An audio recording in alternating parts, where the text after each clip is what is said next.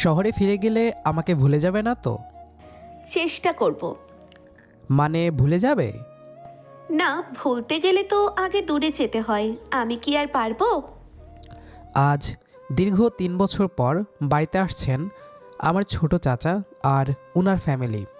চাকরির সুবাদে ওনারা শহরে থাকেন, মাঝে মাঝে গ্রামে আসেন, তবে শুধু চাচা এসে 1-2 দিন থেকে আবার চলে যান। কিন্তু মাঝখানে কিছু সমস্যা থাকায় প্রায় 3 বছর আসা হয়নি। এবার পুরো পরিবার নিয়ে আসছেন। সকাল 11টায় ওনারা এসে পৌঁছালেন। গাড়ি থেকে নামতেই সবাই ওনাদেরকে ঘিরে ধরল। আমি একটু দূরে দাঁড়িয়ে রইলাম, শুধু চাচা আর চাচিকে দেখতে পাচ্ছি। আগের থেকে অনেক পরিবর্তন হয়েছে দুজন। তারপর গাড়ি থেকে বের হয়ে এলো এক সুন্দরী তরুণী, পরনে জিন্স প্যান্ট আর শার্ট, চুলগুলো ছাড়া। আমার চোখ তো পুরোই ছানা বড়া হয়ে গেছে।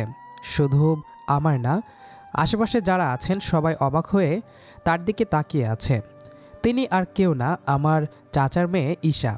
শহরে থাকে বলে এমন কাপড় পরে গ্রামে আসবে? সবাই ঈশাকে নিয়ে ব্যস্ত হয়ে পড়ল, আর আমি স্ট্যাচু হয়ে ঈশার দিকে তাকিয়ে আছি। আমি এগিয়ে গিয়ে চাচা আর চাচির সাথে কুশল বিনিময় করলাম, আর ঈশার দিকে তাকিয়ে রইলাম। ঈশা একটু ভ্রু কুঁচকালো। আমি হাত বাড়িয়ে বললাম, হাই ঈশা। ঈশা তার বাবা মায়ের দিকে তাকালো। ঈশার মা বললেন, এইটা তোর চাচাতো ভাই ফাহিম। ঈশা যেন একটু বিরক্ত হলো। সে আমার কথার জবাব না দিয়ে বাড়ির ভেতরে চলে গেল। এই মেয়ের এত অহংকার, নিজেকে কি প্রাইম মিনিস্টার মনে করে? আমি আর এদিক ওদিক না তাকিয়ে বাড়ির বাহিরে চলে গেলাম বাইক নিয়ে। বাজারে যাব, সেখান থেকে বন্ধুদের সাথে আড্ডা দিব। আমি ফাহিম চৌধুরী, ঢাকা বিশ্ববিদ্যালয়ে ইংরেজি বিভাগে পড়াশোনা করছি। কিছুদিনের ছুটিতে বাড়িতে এসেছি।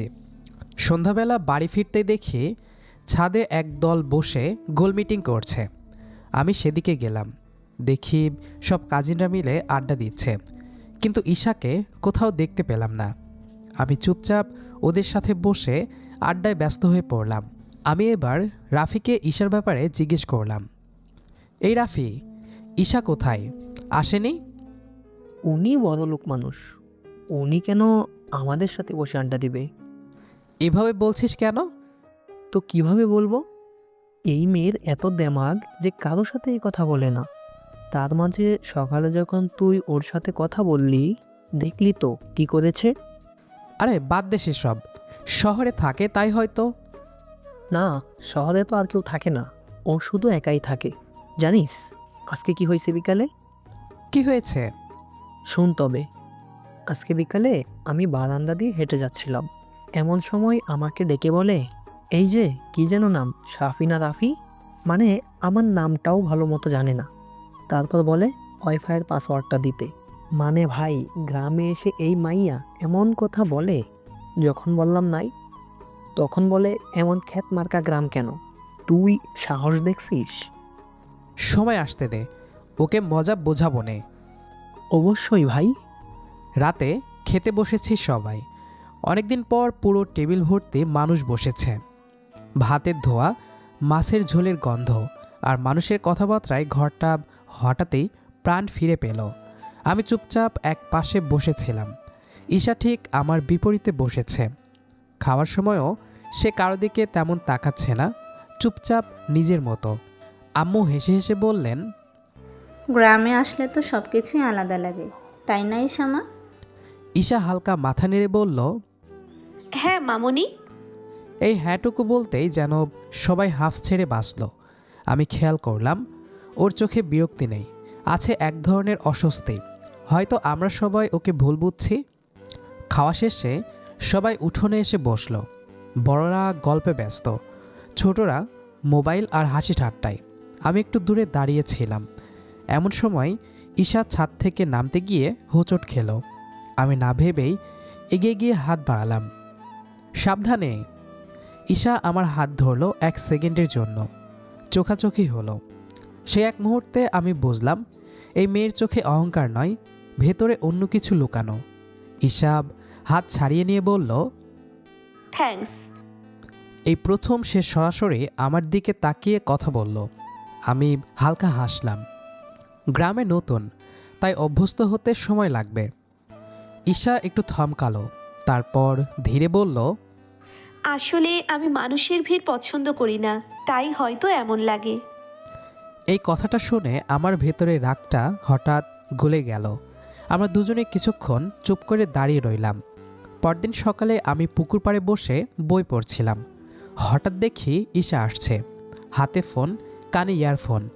আমাকে দেখে থামলো। এখানে বসা যাবে? অবশ্যই।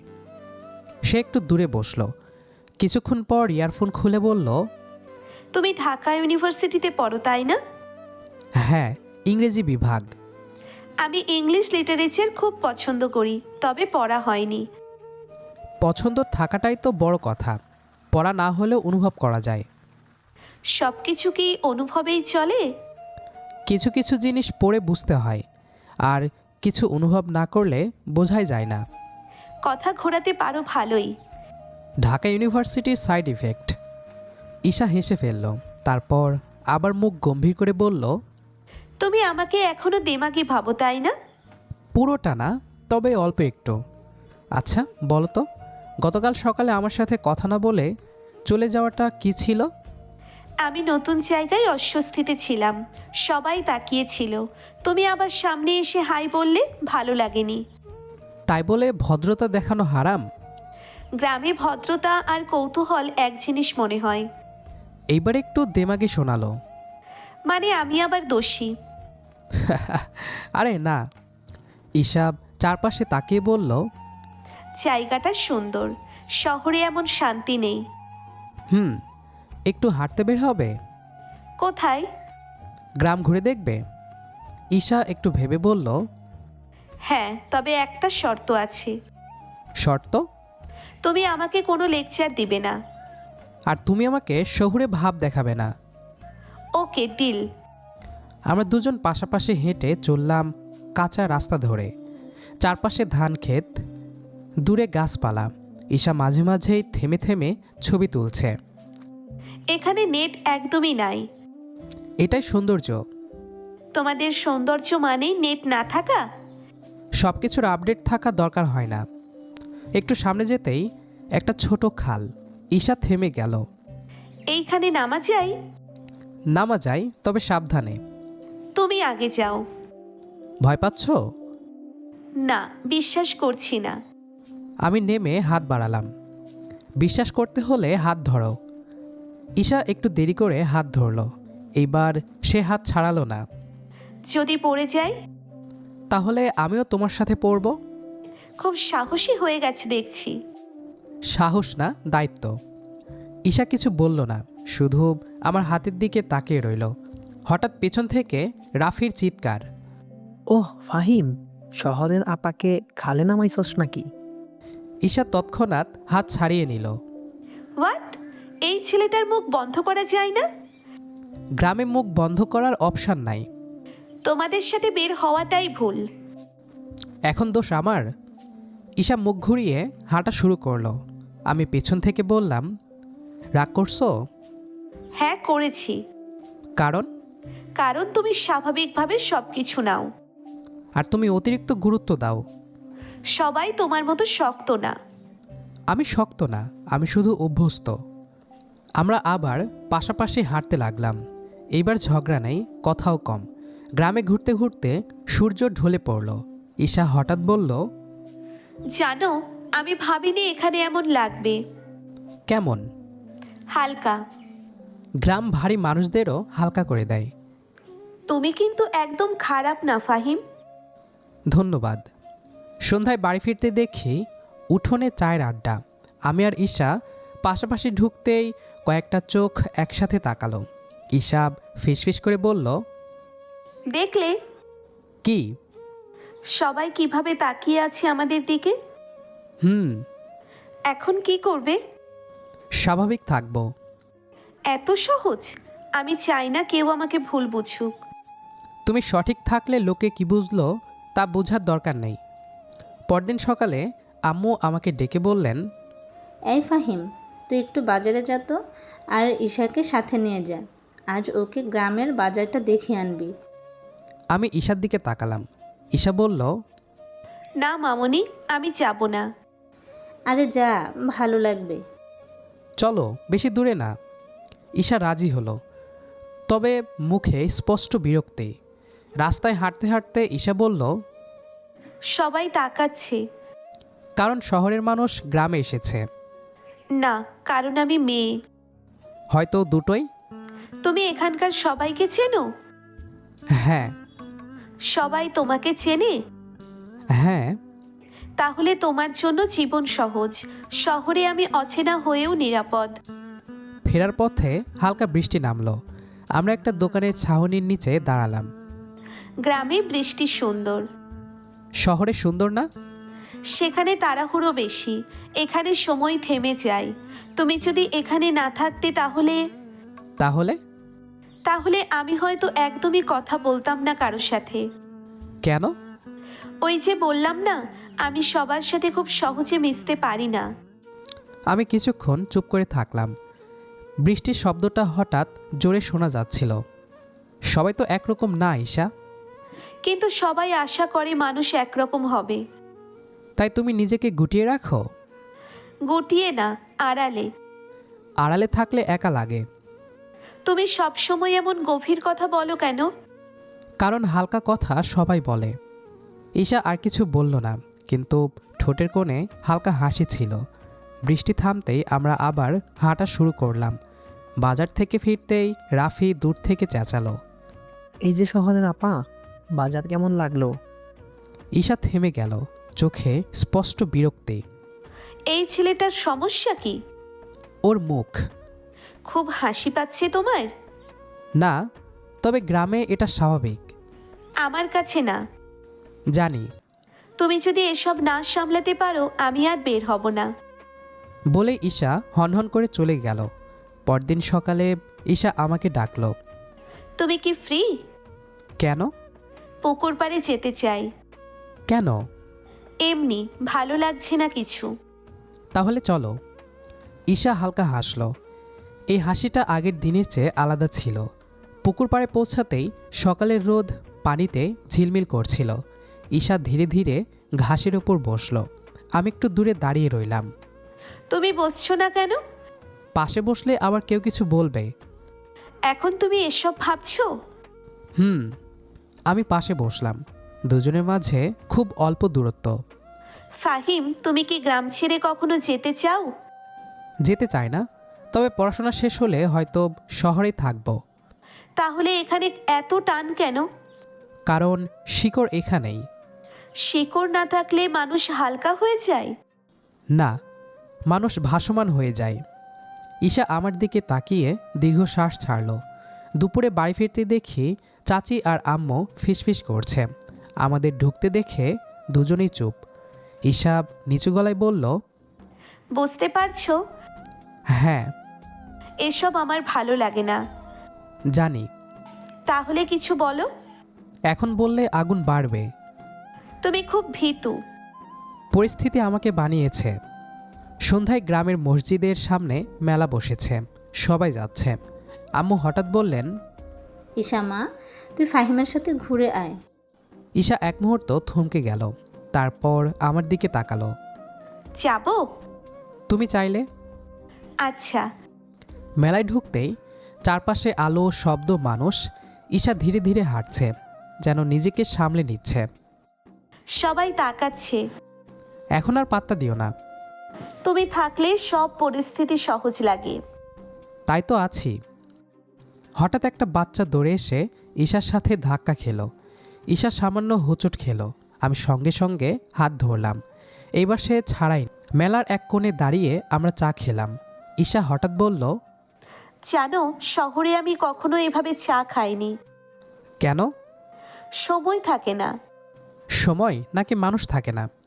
দুটোই। তুমি কি খুব একা? জানি না, হয়তো। একা থাকা খারাপ না, কিন্তু একা হয়ে যাওয়া খারাপ। তুমি খুব সহজে কথা বলো।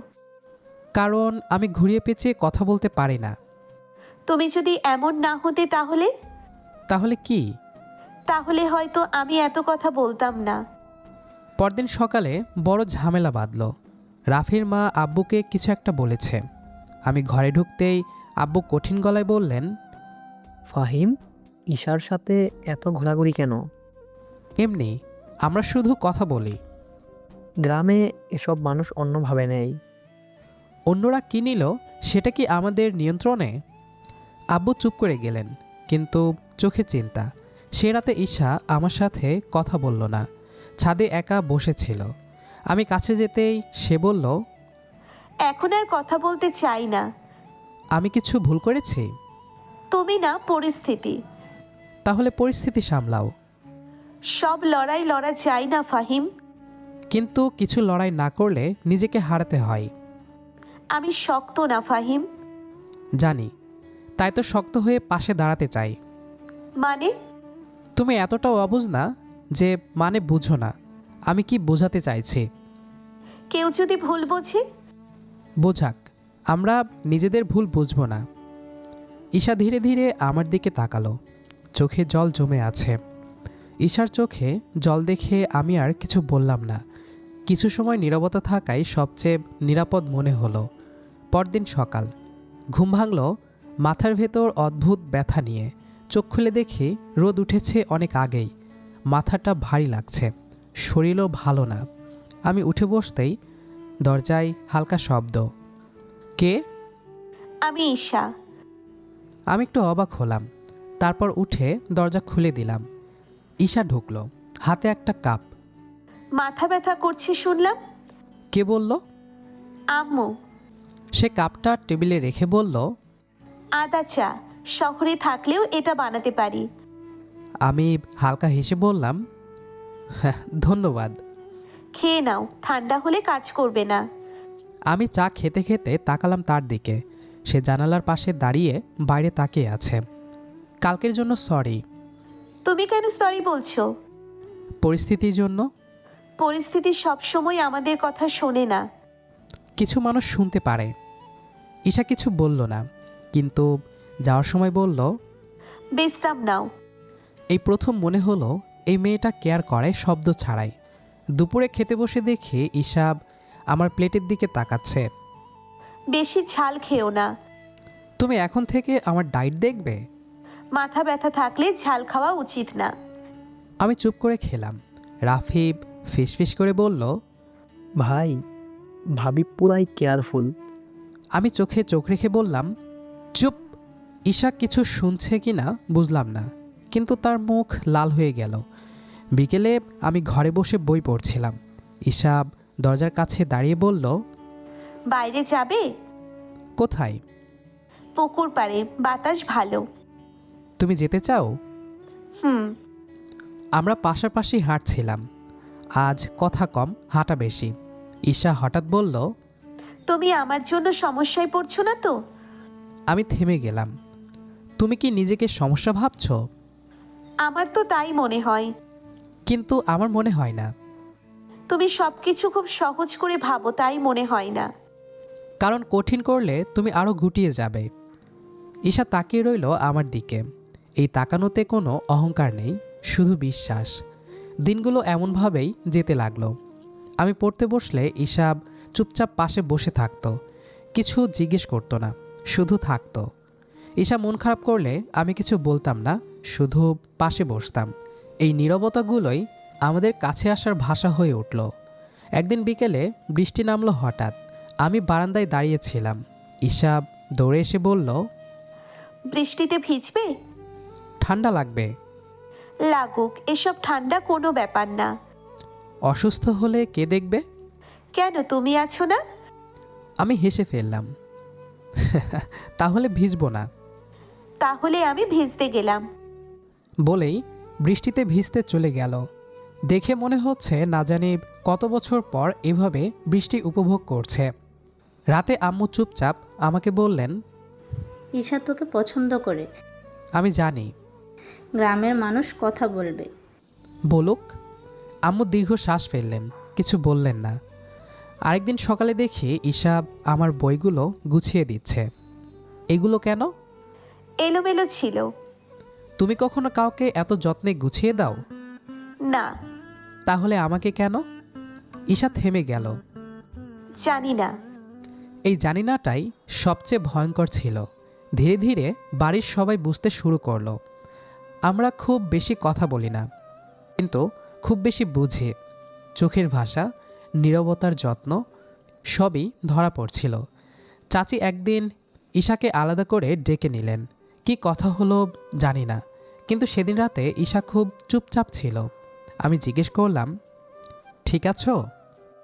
জানো ফাহিম, কখনো কখনো সবচেয়ে সুন্দর জিনিসটাই সবচেয়ে ঝামেলার হয়। তাহলে ঝামেলাটা আমি নেব, তুমি শুধু নিশ্চিন্তে থাকবে। তুমি সব কিছু নিজের কাঁধে নিতে চাও কেন? কারণ কিছু দায়িত্ব নিতে হয়, এটাই নিয়ম। আর যদি আমি ভেঙে পড়ি? তাহলে আমি থাকব। ভাঙা জিনিস ধরে রাখার জন্যই তো মানুষ লাগে। ঈশা কিছু বলল না, কিন্তু সেই রাতেই প্রথমবার সে নিজের মনটা খুলে দিল। পরদিন ভোরে আমি ঘুম থেকে উঠে দেখি বারান্দায় ঈশা বসে আছে, হাতে একটা বই। এত সকালে? ঘুম আসছিল না। আমি পাশে বসে পড়তে শুরু করলাম। একই বই, দুইটা মন। ঈশা হঠাৎ বলল, ফাহিম, হুম। যদি এইসব না হতো, গ্রাম, মানুষ, কথা, তাহলে তুমি আমাকে কিভাবে দেখতে? যেমন এখন দেখছি। আর এখন কিভাবে দেখছো? আমি বই বন্ধ করলাম। এমন একজন মানুষ হিসেবে যার সাথে আমি চুপ করে বসে থাকতে পারি। আমি কাউকে কখনো এমন সুযোগ দিইনি। তাহলে আমাকে দাও। তুমি কি কখনো ছেড়ে চলে যাবে? যদি যাইও, তোমাকে সাথে নিয়ে যাব। এই কথার পর ঈশা আর কিছু বলল না, কিন্তু তার চোখে জল ছিল না, ছিল নিশ্চয়তা। এরপর দিনগুলো আরও শক্ত হয়ে উঠল। আমরা কথা কম বলি, কিন্তু একে অন্যকে বেশি খেয়াল করি। একদিন ঈশার মাথা ব্যথা করছিল। আমি নিজে হাতে পানি এনে দিলাম। বিশ্রাম নাও, ভালো লাগবে। তুমি কি ডাক্তার নাকি? না, কিন্তু আমি চাই তুমি ঠিক থাকো। কেউ কখনো এভাবে আমার ভালো চায়নি। এখন থেকে চাইবে। এক সন্ধ্যায় আব্বু আমাকে ডাকলেন। ফাহিম, বস। বলো।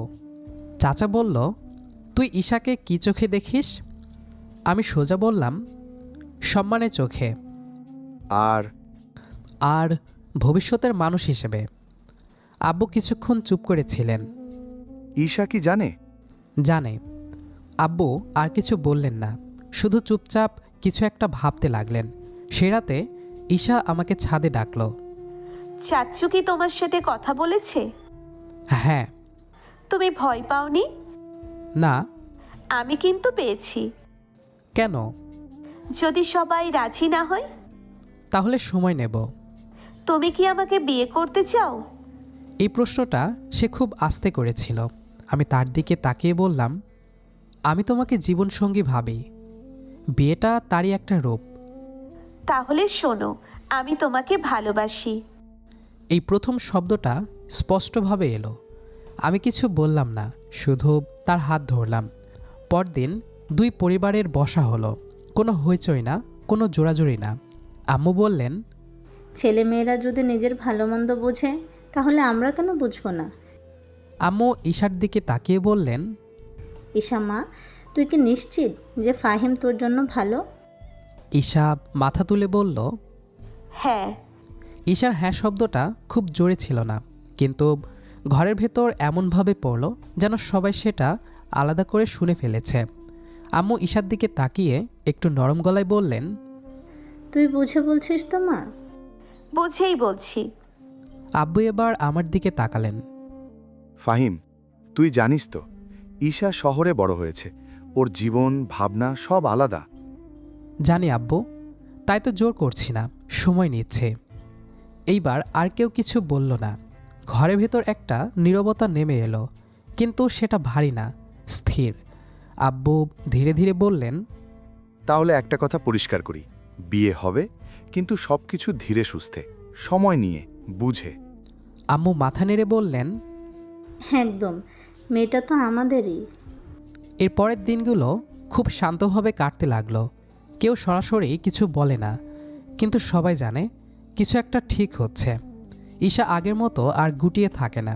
রান্নাঘরে আম্মুর পাশে দাঁড়াতো, চাচির সাথে গল্প করত, আর সন্ধেবেলা উঠোনে বসে চুপচাপ বসে থাকতো। একদিন বিকেলে আমি বই পড়ছিলাম, ঈশা এসে আমার পাশে বসলো। বিয়ের পর কি বদলে যাবে সব? কিছু বদলাবে, কি? দায়িত্ব বাড়বে, কিন্তু তুমি না থাকলে যেমন থাকতাম তেমন থাকবো না। মানে? মানে একা থাকবো না। আমি কিন্তু খুব সহজ মানুষ না। জানি। রাগ করি, জানি। চুপ করে থাকি, সেটাও জানি। তবুও তোমাকেই চাই। ঈশা আর কিছু বলল না, শুধু আমার হাতটা ধরে রাখলো। বিয়ের দিন ঠিক হলো, বড় কোনো আয়োজন না, গ্রামের মতোই সহজ। মেহেদির রাতে ঈশা আমাকে ছাদে ডাকলো। কাল থেকে আমি কি তোমার হয়ে যাব? না। ঈশা একটু অবাক। তুমি নিজেরই থাকবে, শুধু আমার পাশে। সবাই তো বলে বিয়ের পর মেয়েরা বদলে যায়। কিন্তু তুমি বদলাবে না, তুমি শুধু আরও নিশ্চিত হবে। তুমি যদি কখনো বদলে যাও? বদলালে তোমাকে নিয়ে বদলাবো। ঈশার চোখ ভিজে উঠল। বিয়ের দিন সকালটা খুব শান্ত ছিল। ঈশা লাল শাড়িতে বসে আছে, চুলে ফুল, চোখে কোনো ভয় নেই। আমি ওর পাশে বসতেই ঈশা আস্তে বলল, নার্ভাস লাগছে তোমার? না। আমারও না। কাজী সাহেব কাবিন পড়ালেন। ঈশা স্পষ্ট গলায় বলল, কবুল। আমি তাকিয়েছিলাম ওর দিকে। এই একটুখানি শব্দে কতটা শক্ত মানুষ লুকিয়েছিল আজ বুঝলাম। বিয়ের পর রাতে ঘরে ঢুকে ঈশা জানালার পাশে দাঁড়ালো। আমি গিয়ে ওকে পেছন থেকে জড়িয়ে ধরলাম। ঈশা একটু নড়ে চড়ে উঠল। তুমি খুব কাছে দাঁড়িয়ে আছো। এখন তো সেটা আমার অধিকার। ঈশা চোখ নামিয়ে হাসল। আমি আলতো করে ওর হাত ধরলাম। ঈশার হাতটা আমার হাতের ভেতর একটু কেঁপে উঠল, তারপর স্থির হলো। জানো, আমি সব সময় ভয় পেতাম। বিয়ে মানে নিজেকে হারিয়ে ফেলা, এটা বুঝতাম। আর এখন? এখন মনে হচ্ছে নিজেকে ঠিক জায়গায় আনতে পেরেছি। আমি ওর কপালে হালকা করে চুমু খেলাম, খুব ধীরে, যেন অনুমতি নিয়েই। ঈশা চোখ বন্ধ করল। তুমি আমাকে বদলাতে চাওনি কখনো। কারণ আমি তোমাকে ঠিক করতে চাইনি, আমি তোমাকে বুঝতে চেয়েছি। ঈশা আমার বুকের ওপর মাথা রাখল। জানালার বাইরে জোনাকির আলো, ভেতরে নরম নীরবতা। ফাহিম, একবার বলো না ভালোবাসি। বললে খুশি? আমাকে খুশি করার জন্য বলার দরকার নেই, যদি মন চাই তবেই। আই লাভ ইউ বৌজান। I love you too. Isha আমার শার্টটা একটু শক্ত করে ধরল। যদি কখনো হারিয়ে যাই? তাহলে হাতটা ধরেই ফিরিয়ে আনবো। ঈশা কিছু বলল না, শুধু আরও কাছে এলো। সেই কাছে আসায় কোনো আগ্রাসন ছিল না, ছিল ভরসা। ঈশা, এই বাড়ি, এই গ্রাম, এই মানুষ, সব মিলিয়ে আজ থেকে আমাদের গল্প শুরু। আর শহর? শহরও থাকবে, কিন্তু তুমি থাকবে আমার ঘরের ভেতর। ঈশা মাথা তুলে তাকালো, চোখে পানি, কিন্তু হাসি পরিষ্কার। আমি ওর কপালে আবারও চুমু দিলাম, এবার একটু বেশি সময় নিয়ে। জানালার বাইরে রাত আরও গভীর হলো। ভেতরে দুটো মানুষ, যারা প্রেমকে শব্দে না, নীরবতায় শিখেছে। ভালোবাসা সবসময় শব্দে প্রকাশ পায় না, কখনো তা লুকিয়ে থাকে নীরবতায়, কখনো চোখের ভাষায়, কখনো একটুখানি ভরসার স্পর্শে। শহরে চাচাতো বোন থেকে আজ সেই আদরের বউ। অভিমান পেরিয়ে, ভয় পেরিয়ে, মানুষের কথার দেওয়াল ভেঙে দুটি মানুষ খুঁজে পেয়েছে একে অপরের শান্ত ঠিকানা। এই গল্প আমাদের শেখায়, ভালোবাসা কাউকে বদলে দেয় না, ভালোবাসা শুধু মানুষকে নিজের মতো থাকতে দেয় আর পাশে দাঁড়ানোর সাহস দেয়। যদি এই গল্পটা আপনার হৃদয় ছুঁয়ে যায়, তাহলে ভিডিওটিতে একটা লাইক দিয়ে ভালোবাসা জানাতে ভুলবেন না। কমেন্ট করে জানান ফাহিম আর ঈশার কোন মুহূর্তটা আপনার সবচেয়ে ভালো লেগেছে। আর এমন আরও হৃদয় ছোঁয়া রোমান্টিক লাভ স্টোরি শুনতে এখনই আমাদের চ্যানেলটি সাবস্ক্রাইব করুন এবং বেল আইকনটি চাপতে ভুলবেন না। আবার দেখা হবে নতুন এক ভালোবাসার গল্প নিয়ে। ততক্ষণ পর্যন্ত ভালো থাকুন, ভালোবাসায় থাকুন।